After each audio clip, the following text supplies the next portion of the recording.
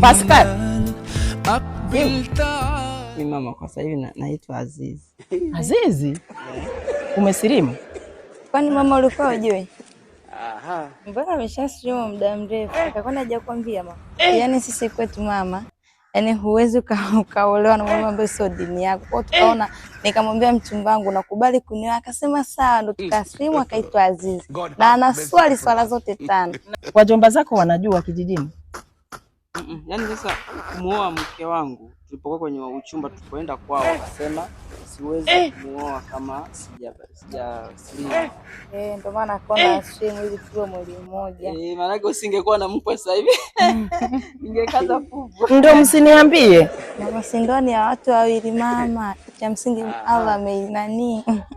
Hapo tulikuwa tuna safari ya kuja nyumbani Mwanza. Sema ndo tuja tuwaambie na kina mjomba Musa na baba.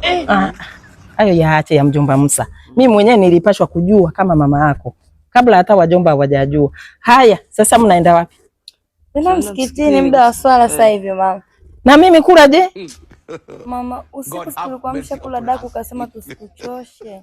Mimi sikujua ni kitu gani. Yaani wife mama alipokuwa anakuamsha ule saa 10 alikuwa na maana yake. Kakivona gekiti. Yaani mimi nile usiku kitu ambacho sijawahi hata kufanya. Mimi nimemwambia niache chai nitakunywa saa bado. Sasa unanambia ni daku tena? Ndio daku umeisha sasa utakunywaje saa 4? Hii safari ya mwaka huu sijui. Sitarudi tena kuja kwa Dar es Salaam, imenishinda tena.